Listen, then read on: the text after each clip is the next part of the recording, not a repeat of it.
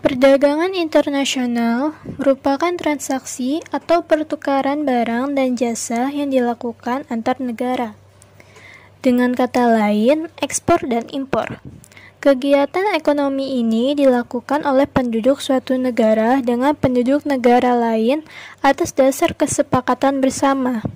Menurut Purwito, perdagangan internasional bersifat interdependensi atau saling bergantung dengan menerapkan aturan tradisional, bilateral, regional, maupun yang telah disepakati secara internasional melalui perjanjian atau menjadi keanggotaan dalam suatu institusi global. Perdagangan internasional dilatar belakangi oleh beberapa faktor. Pertama, perbedaan sumber daya alam yang dimiliki. Hal ini berpengaruh pada kemampuan pemenuhan kebutuhan dalam negeri. Sebagai contoh, bagaimana negara di benua Eropa mengimpor rempah-rempah dari negara-negara di Asia. Kedua, perbedaan teknologi. Saat suatu negara tidak mampu atau tidak memiliki teknologi yang sesuai untuk memenuhi kebutuhan di negaranya, mereka diharuskan mencari alternatif lain. Salah satunya ialah dengan cara melakukan impor barang.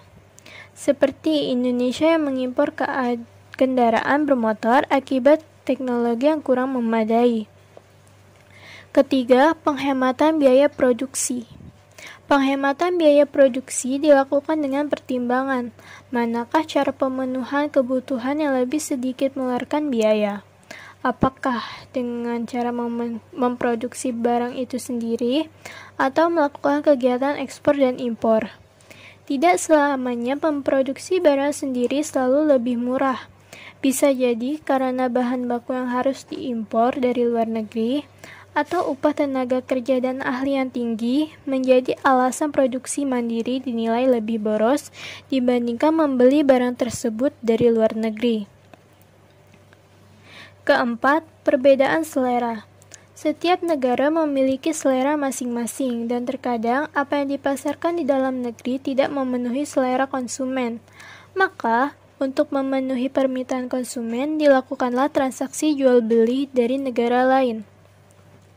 Lalu ada tujuan perdagangan internasional, antara lain memperluas pasar dan meningkatkan produksi, meningkatkan devisa negara melalui ekspor, meningkatkan pertumbuhan sektor ekonomi, menstabilkan harga barang, dan menyerap tenaga kerja, melakukan transfer teknologi modern, dan mendorong terbentuknya sumber daya manusia yang unggul.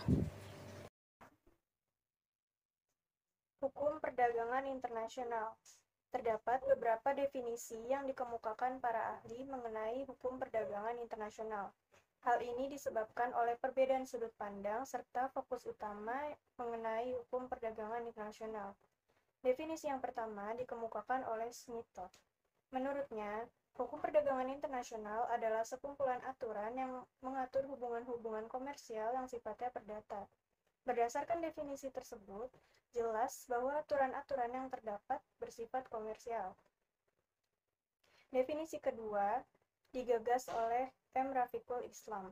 Menurutnya, hukum perdagangan internasional ialah suatu kumpulan aturan, prinsip, norma, dan praktik yang menciptakan suatu pengaturan untuk transaksi-transaksi perdagangan internasional, juga sistem pembayarannya yang memiliki dampak terhadap perilaku komersial lembaga-lembaga perdagangan. Beliau menegaskan bahwa adanya keterkaitan antara perdagangan internasional dengan keuangan. Hal ini menjadi landasan atas definisi yang digagasnya tersebut. Definisi ketiga digagas oleh Michel Sanson. Menurutnya, hukum perdagangan internasional terbagi menjadi dua, yaitu hukum internasional private dan hukum internasional public. Hukum internasional publik adalah hukum yang mengatur perilaku dagang antar negara, sementara hukum internasional private adalah hukum yang mengatur perilaku dagang secara perorangan di negara yang berbeda. Latar belakang hukum perdagangan internasional. Diperlukan adanya aturan dalam menjalankan kegiatan perdagangan internasional untuk memperlancar kegiatan perdagangan internasional tanpa adanya pihak yang dirugikan. Dalam kegiatan perdagangan internasional, diperlukan adanya aturan yang berdasarkan asas-asas hukum untuk melindungi hak dan kewajiban penjual dan pembeli. Sebagai contoh, adanya kontrak dagang dalam perdagangan internasional. Berikutnya, tujuan hukum perdagangan internasional. Terdapat beberapa tujuan dari adanya hukum perdagangan internasional, di antaranya yang pertama, perlindungan kegiatan perdagangan yang menjadi satu-satunya cara dalam membangun ekonomi suatu negara.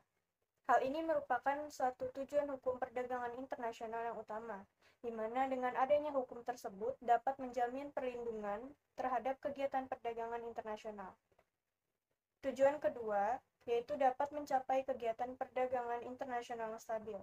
Dengan adanya hukum perdagangan internasional, kegiatan perdagangan internasional ini akan berjalan dengan resiko hambatan yang cukup kecil. Tujuan selanjutnya yaitu menghindari kebijakan dan praktik perdagangan nasional yang dapat merugikan negara lain.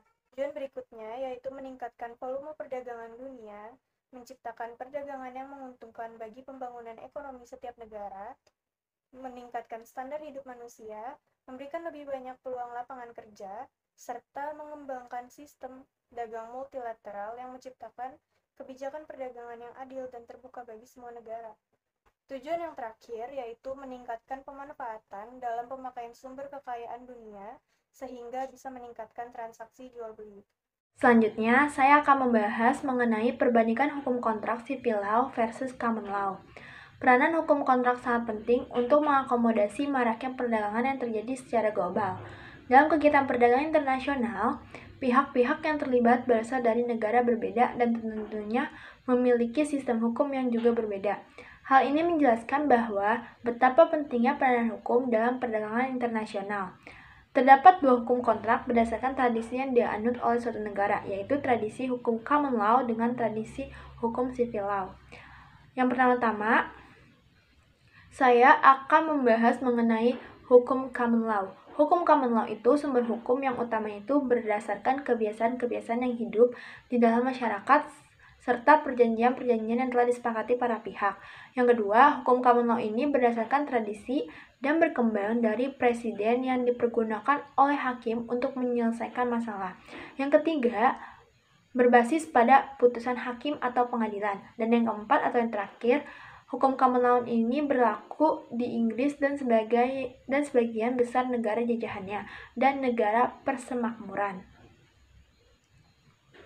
Selanjutnya, saya akan membahas mengenai civil law. Civil law sumber hukum yang utama itu berdasarkan peraturan perundang-undangan yang telah disepakati oleh pemerintah.